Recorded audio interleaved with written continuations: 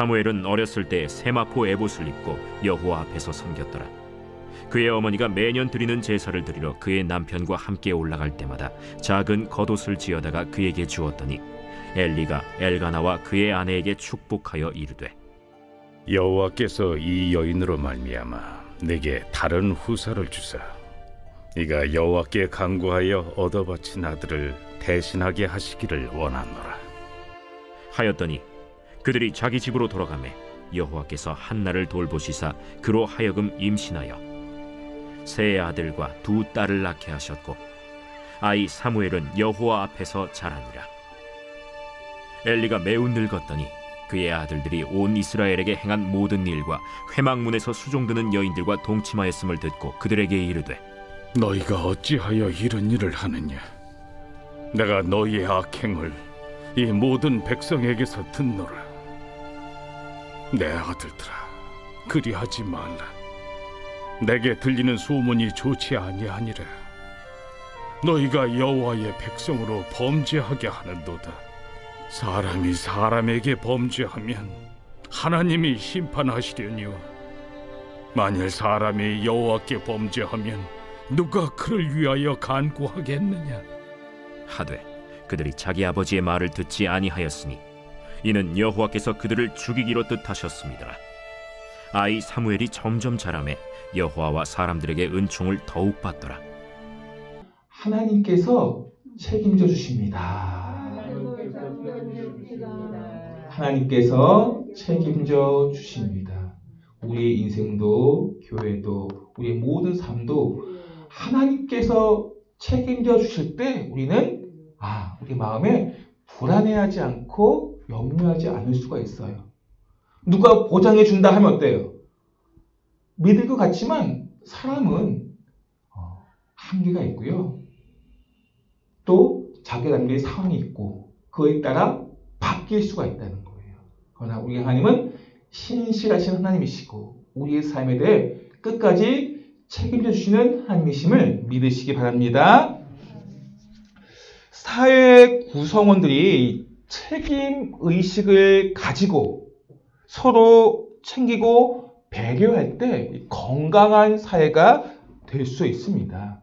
반대로 사회 구성원들이 책임을 지려 하지 않을 때, 책임이 없을 때 많은 사람들이 어려움을 당할 수 있고요.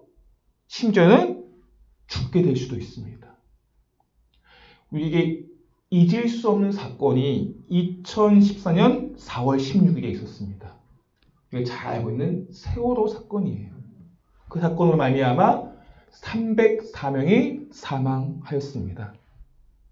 선장과 선원들이 자신에게 주어진 책임을, 이 책임의식을 가지고 행하지 않았기에 결국엔 수많은 어린 학생들이 배와 함께 수장되었습니다.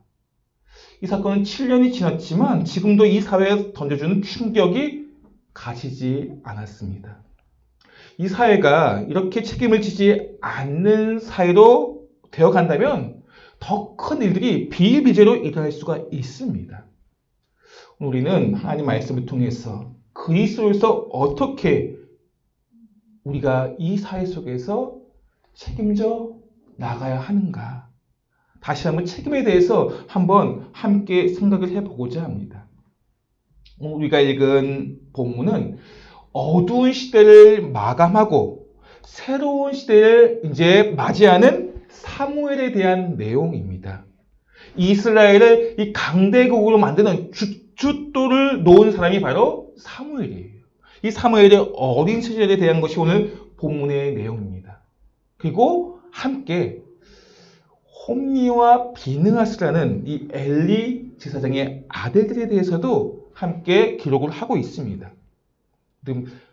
사무엘과 홈니와 비느하스를 대조적으로 보여주면서 우리가 어떻게 살아가야 하는가, 이제 우리를 말씀을 통해 돌아보게 하는데, 이 엘리 제사장의 두 아들 홈니와 비느하스는 패역하였습니다. 하나님을 제대로 섬기지 않았죠. 제사장의 역할들을 제대로 하지 않았습니다. 그래서 그 두 아들과 그 가문은 그때 그 대해에서 무너져 버리게 됩니다. 17절 말씀 한번 보겠습니다. 우리가 17절 말씀 시작. 이 손들의 죄가 여호와 앞에서 심히 크면 그들이 여호와의 제사를 멸시함이었더라. 여호와의 제사를 멸시한 이 홈리와 비느하스로 말미암아 그 가문이 끝나게 됩니다. 이 땅의 크리스찬 부모님들이 자기 자식이 이 홈리와 비느하스처럼 되기를 원하는 부모는 없을 것입니다. 하나님께 그리고 사람들에게 칭찬받기를 원하지. 근데 오늘 이 엘리는 그러한 헛된 소원으로 그치는 경우가 되었습니다. 무엇이 문제일까요? 오늘 엘리는 우리가 잘 알고 있는 대로 그래도 평판이 좋은 아버지였습니다. 사회적 지위가 있었고요. 제사장 가문입니다. 경제적으로도 유복했습니다. 어려움이 없습니다. 사회적으로 신분도 좋았습니다. 좋은 사람이라는 평판이 있었습니다. 그러나 책임 의식이 있는 자녀로 키워내지 못했습니다. 그래서 엘리의 자녀들은 무책임한 제사장이 되었어요. 하나님께 드린 제물을 자기가 먼저 좋은 것을 차지하려고 했고, 하나님께 드리기 전에 자기가 더 좋은 제물을 얻으려 했습니다. 제물을 강탈하기도 했습니다. 그들에게 주어진 생명, 시간, 직분에 대해서 책임의식이 없었습니다. 자기의 마음대로, 자기의 욕심대로 살았습니다. 이로 말미암아 그 사람들은, 그 가문은 무너져 내렸습니다. 책임의식이 없는 제사장으로 말미암아 제사장 그 가문만이 아니고요. 전쟁에도 지게 되고 많은 사람들이 죽게 되었습니다. 우리가 책임에 대해서 한번 깊이 있게 대해서 생각을 해보아야 합니다. 이런 의미에서 우리가 생각해 볼 동물이 황제 펭귄이라는 동물이에요. 동물이지만 이 황제 펭귄은 자식에 대한 책임, 이거 또 하나 공동체, 서로에 대한 책임을 지는 동물입니다. 그 공동체에 대한 서로가 함께 책임을 지기 때문에 어려움을 극복해낸 동물이기도 합니다. 자식 사랑에 대한 대명사로 떠오르는 동물이 황제 펭귄이에요. 이 부성애와 모성애는 참으로 대단합니다. 이제 암컷이 알을 낳고 이제 그 알을 수컷에게 줍니다. 그러면 암컷은 그 다음에 먹이를 찾으러 몇 달간 바다로 갑니다. 그동안 수컷이 알을 품고 있는 거예요. 얼마나 춥겠습니까? 그 당시 생각해 보세요. 얼마나 배가 고프겠습니까? 몇 달 동안 알을 품고 있기 때문에 수컷은 먹을 것이 없어요. 먹을 것이 있다면 떨어진 눈, 그거밖에 없는 거예요. 그것을 먹고 몇 달간을 버티는 거예요. 그래서 이 수컷의 몸무게가 이 몇 달간 3분의 1이 준대요. 60이라면 무려 20kg가 주는 거예요. 몸무게가. 그 몇 달간 먹지 못했기 때문에. 근데 자식에 대한 이 부성애가 그것을 하게 하는 것입니다.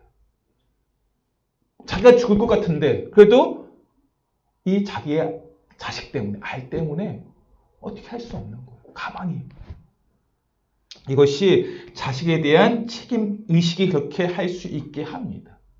또 하나 이 공동체 의식을 가지게 하는 서로에 대한 책임을 지게 하는 것이 있어요. 어떤 것이냐면 허들링이에요. 허들링. 혹시 사진 보이시는 사진 보시면 허들링이라고 해서 이 추위가 영하 50도예요. 영하 50도. 강풍이 불고 있습니다. 얼마나 춥겠습니까? 그럼에도 불구하고 그 추위를 견뎌내고 이겨내게 하는 것이 바로 이들의 공동체 의식이에요. 이 허들링이라고 해서 가운데에 있는 펭귄들은 그나마 조금 기온이 따뜻해요. 밖에 있는 펭귄들은 추워요. 다 바람을 다 맞고 있으니까. 근데 이게 밖에 있는 사람은 계속 밖에만 있는 게 아니에요. 서로 돌아갑니다. 이렇게 돌게 만들어요. 거들리냐고 해서. 처음에는 안에 있다가 점점 밖으로 나갑니다. 또 밖에 있다가 또 안으로 들어오게 돼요. 이게 이러한 작용들이 서로 있다 보니까 그 강추위를 견뎌낼 수 있는 거예요. 영하 50도 되는. 누구 하나 난 그렇게 할 수 없어 라고 하면 어떻게 되겠어요? 영하 50도의 초에 자기 혼자 버틸 수 있을까요? 그도 죽고 아마 이 무리도 다 죽게 될 것입니다. 근데 서로가 공동체의식, 서로를 배려하고 책임의식 속에서 함께 하다 보니까 어려움을, 이 추위를 견뎌낼 수 있는 거예요. 그래서 참 중요해요. 책임의식. 서로에 대한 배려, 서로에 대한 책임의식을 가지는 게 참 중요해요.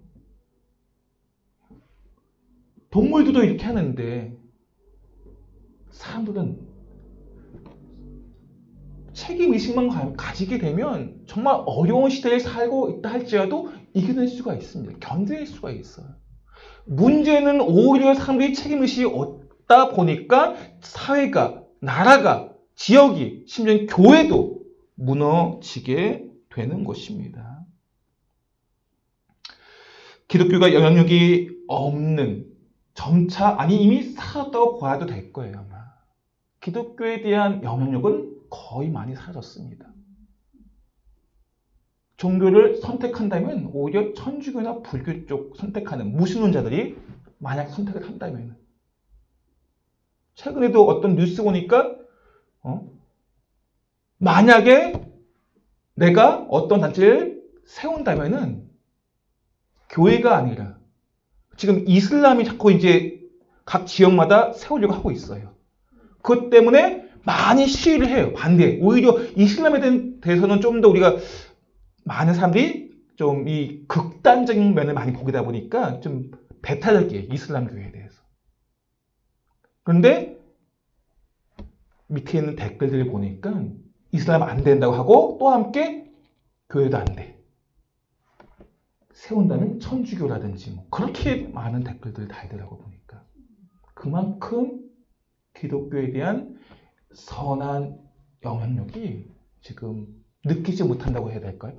분명히 있음에도 불구하고 이제 그만큼 많이 기독교가 책임의식에 대한 부분에 대해서 잃어버리고 있고 지지 않고 있기 때문에 신뢰를 잃어버리고 있다는 것입니다. 분명히 하나님께서 우리에게 주신 사명 중에 하나가 세상의 소금과 빛이 되어야 하는 사명이 있지 않습니까? 그것은 그만큼 책임을 더 많이 지려고 할 때 소금과 빛이 될 수 있는데 책임을 지려 하지 않다 보니까 이 세상에서 신뢰를 잃어가고 있다는 것입니다. 우리는 얼마나 책임의식을 가지고 살고 있습니까? 내가 머물고 있는 삶의 자리에서 주어진 시간과 생명을 가지고 직분을 가지고 내가 어디에 있는 그 삶의 현장 속에서 얼마나 책임의식을 가지고 살고 있습니까? 내가 속한 공동체, 교회, 사회 구성원으로서 직분자로 직장을 다니면서 또한 자녀들의 부모로서 얼마나 책임의식을 다하고 있습니까? 이렇게 내가 책임의식을 가지지 않는다면, 물론 가지려 하겠지만 제대로 그 책임의식이 이루어지지 않는다면 홈리와 비누하우스 같은 그러한 자녀들로서 제사장 가문인데 불구하고 그러한 안타까운 일들이 일어날 수가 있어요. 책임의식을 지지 않는다면 이 사회에는 기업이든 사회든 어떤 공동체든 책임의식이 없는 공동체는 나중에는 결국에 무너질 수밖에 없다는 것입니다. 우리에게 주님께서는 말씀을 통해 책임의식이 있는 그러한 삶을 살기를 원하십니다. 내게 주어진 그러한 공동체 속에서, 가정 속에서, 직장 속에서, 내게 속한 교회 속에서 내가 책임 있는 하나님의 자녀가 될 때 그 공동체가 살아날 수 있고 황제의 펭귄 그 무리들처럼 그렇게 힘들고 어렵지만 견뎌낼 수 있는 것입니다. 저와 여러분이 내게 주어진 모든 삶의 현장 속에서 책임지는 그런 그리스도 되시기를 예수님 축복합니다. 프랑스어 중에 이 노블리스 오블리제 많이 들어보셨죠? 노블리스 오블리제. 이 노블리스라는 이 말의 어원이 닭의 벼슬이라는 의미가 있어. 닭의 벼슬.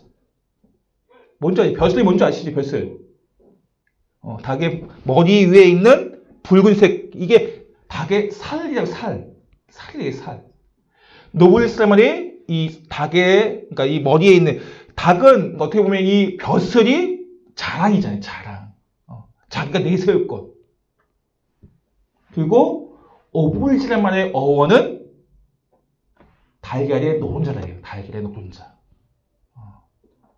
이 두 단어가 합성해서 노블리스 오블리지라고 해서 고귀한 자의 책임과 의무에 대해서 이야기하는데 닭의 사명은 닭의 벼슬을 가지고 자랑하는 데 있지 않고 알을 낳는 데 있다. 이 어느 이 단어를 가지고 그렇게 해석을 하면서 고귀한 자, 직분자, 힘이 있는 자의 혜택을 받은 자는 분명히 사회에 대해서 책임과 의무를 가져야 한다. 그런 의미입니다. 이게 노블리스 오블리지란 말이에요.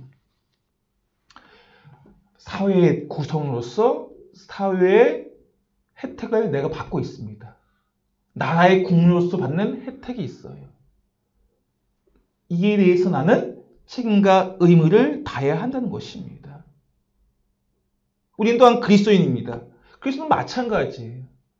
그리스도인으로서 져야 할 책임과 의무가 있다는 것입니다. 그 책임을, 그 의무를 다할 때로는 희생이 필요하기도 합니다. 생명의 대가로 지불이 되어지기도 합니다. 그렇게 내가 책임을 다하려 할 때 하나님께서 내 대신 책임져 주시는 그런 은혜를, 그런 역사를 내가 경험할 수 있게 되는 것입니다. 죽음을 생명으로 바꾸어 주시기도 합니다. 우리의 주어진 모든 특권에는 거기에 상응하는 책임과 의무가 있음을 잊지 마시기 바랍니다. 문제는 내게 주어진 특권만 누리려고 한다는 거예요. 특권만. 노블레스, 고귀한 귀족, 그에게 주어진 그 특권만 내가 누리려고 한다는 거예요. 책임과 의무는 다 이행하지 않으려 한다는 거예요. 국민으로서 주어지는 특권, 그것을 누리고 하고 세금의 의무라든지 국방의 의무라든지 그런 의무와 책임은 하지 않으려 하는, 얼마나 탈세를 하는 기업과 사람들이 많은지 모릅니다. 얼마나 많으면 국회 층에서 그 사람들을 잡기 위해서 단체를 만들어가지고 세금을 몇 천억까지 세금을 안 내는 사람이 그렇게 많대요. 모르겠어요. 우리가 세금에 대해 그만큼 나라의 국민으로서 책임을 지려하지 않는, 의무를 지려하지 않는 사람들이 많다는 것입니다. 교회의 직분자도 마찬가지고요. 하나님께 주신 직분에 대해서 책임과 의무를 다하지 않는다면 교회가 어려운 지경에 이를 수도 있겠지요. 분명히 우리에게 주신 고귀한 직분만큼 거기에 상응하는 의무와 책임이 있다는 것을 아셔야 되고, 노블리스라는 말은 말 자체로 존귀한, 고귀한 의미가 담겨 있어요. 고귀한, 존귀한. 우리가 존귀한 존재, 고귀한 존재가 될 수 있는 것은 물론 우리 자체로 하나님께서 고귀하게, 존귀하게 만드셨어요. 그렇지만 한 가지 더 더하셔야 할 게 있습니다. 우리가 소유를 가지고 명예가 우리를 존귀하게 만들지 않습니다. 내가 가지고 있는 직분이, 신분이 나를 존귀하게 만드는 것이 아니에요. 자꾸 착각할 때 이 직분을 가지면 내가 좀 존귀해 보이겠지. 좀 고귀해 보이겠지.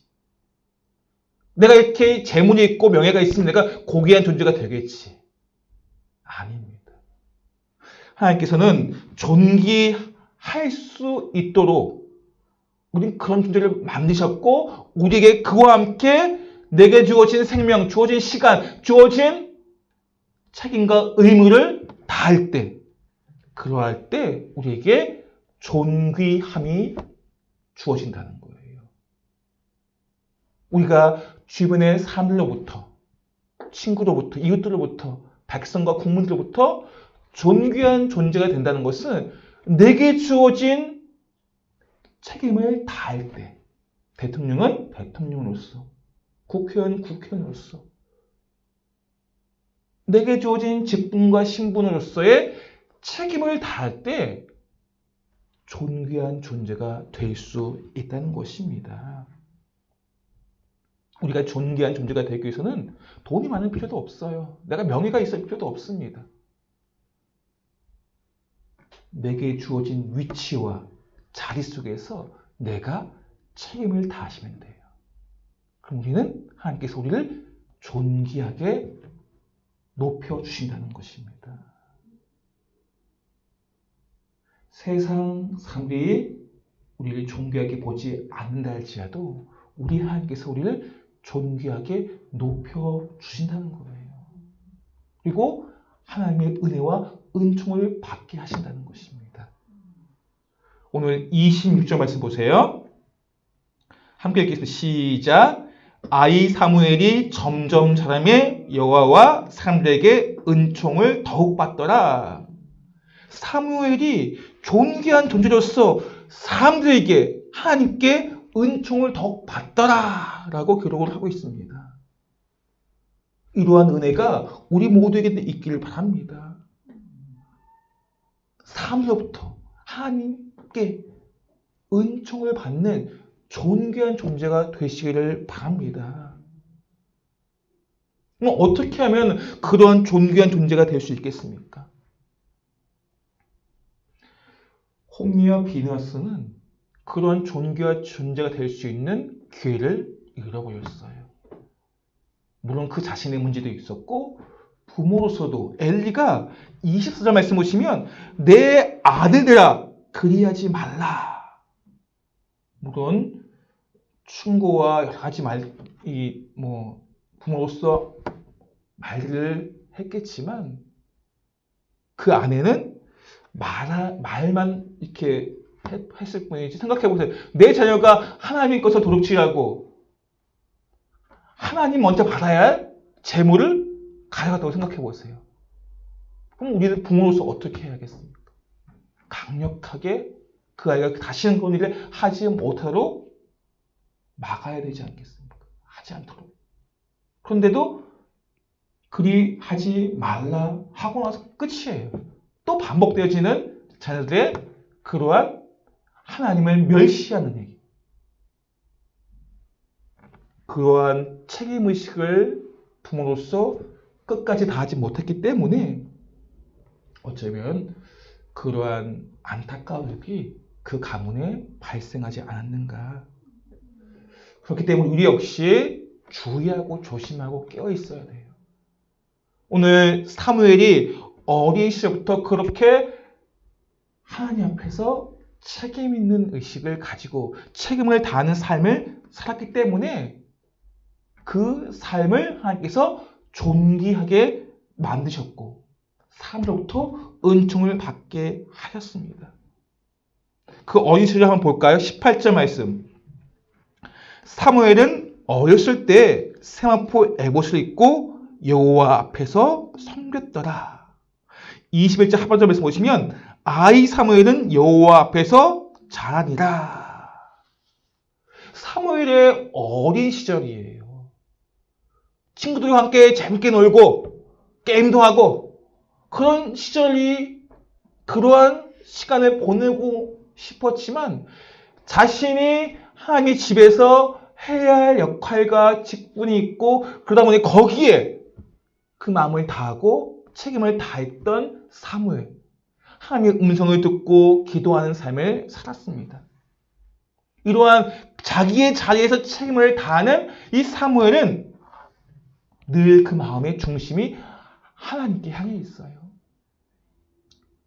자신의 생각, 사고, 무엇을 어떻게 생각할까, 어떤 말을 할까, 그의 이 사무엘의 생각의 모든 기준은 바로 하나님의 말씀이었습니다. 자신의 절대 기준음이 예수님의 말씀이었어요. 그래서 예수님께, 하나님께 늘 맞춰가는 삶을 살았어요. 내가 이런 상황에 있으니까 나에게 맞춰줘가 아니라 늘 언제나 어떤 상황이 있든지 늘 하나님께 맞추는 삶을 살았다는 거예요. 우리는 상황이 이러니까 어쩔 수 없어. 이럴 때가 있지 않습니까? 근데 우리는 그렇게 상황에 맞춰가는 삶이 아니라 어떤 상황이 있든지 하나님의 말씀에 우리가 맞춰가는 삶을 사는 것이 바로 책임의식을 가질 수 있는 삶의 모습이에요. 내가 상황에 맞춰가다 보면 책임을 다할 수가 없어요. 그러나 내가 하나님의 말씀에 맞춰가다 보면 늘 나를 도우시고 함께 하신 하나님께서 책임을 다할 수 있도록 이끌어 가신다는 것입니다. 그래서 늘 우리가 먼저 하나님께 우리 삶을 맞춰가는 거예요. 그럴 때 책임의식을 가질 수 있는 삶을 살 수가 있고요. 또 하나는 이 사무엘은 한평생 자신이 맡긴 일에 대해서 이것이 늘 어떤 생각을 하느냐? 하나님께서 주신 일이다. 그게 작든 크든 사람들이 어떻게 보든 하나님께서 맡기신 일이다. 이러한 생각을 가졌습니다. 책임 의식의 뿌리는 어디에 있냐? 소명감이에요. 소명감. 책임 의식의 뿌리는 소명이에요. 소명. 앞에 말씀드렸잖아요. 하나님께서 이 일을 맡기셨다. 이 소명. 그럴 때 내게 지금 주어진 책임을 끝까지 피하지 아니하고 이 책임을 다하려고 몸부림치게 되고 그런 의식이 없잖아. 내가 이게 하나님께서 내게 맡기신 일이 아니야. 사람이 누군가가 억지로. 그럼 우리는 어떻게 해요? 하기 싫을 때도 있고 힘들면 포기할 때도 있고 안 하고 싶을 때도 있고 이게 사람이 맡긴 일일 땐 그래요. 그러나 이 일이 하나님께서 맡기신 일이야 하면 힘들어도 어려워도 끝까지 책임을 다할 수 있다는 것입니다. 이러한 소명감이 있어야 돼요. 이러한 소명이 있을 때, 일에 대한 소명이 있을 때 책임 의식이 끝까지 놓쳐지지 않는다는 것입니다. 이 소명감이 있을 때 끝까지 인내하고 견딜 수 있다는 것입니다. 사랑하는 성도 여러분, 어떤 상황이 찾아와도 먼저 우리는 하나님이라면 어떻게 말씀하실까? 우리 주님이라면 어떻게 생각하실까? 늘 주님께 우리의 마음을 맞추시고 또 하나는 힘들어도 어려워도 내게 주님께서 나에게 맡기신 거야. 나를 충성되게 여겨. 이 일을 나에게 맡기신 거야. 하면 끝까지 책임을 다할 수 있다는 것입니다. 오늘 이 말씀을 우리의 마음에 한번 깊이 새기시고 힘들고 어려워도 때로는 노블리스 오블리제 내게 주어진 특권만을 누리고 싶은 마음이 있을 때가 있지만 그것을 특권만이 아니라 나를 존귀하게 여기셔 나를 충성되게 여기셔서 내게 맡기신 그 일들을 소명감으로 감당하고자 하는 이러한 노블리스 오블리제가 되어서 우리의 삶에 하나님의 책임의식을 가지고 그러한 그리스도인으로서 살아갈 때 우리의 삶이 새로워질 수 있는 것이고 우리를 통해서 우리가 책임의식을 다함을 통해서 우리 지역사회가 그리고 공동체가 그 나라가 변화되어질 수 있는 것입니다. 그리고 우리 생명의 교회도 마찬가지잖아요. 하나님께서 이 지역에 세우신 이유가 있겠죠. 이 지역사회를 섬기고 책임을 감당하도록 세우신 것입니다.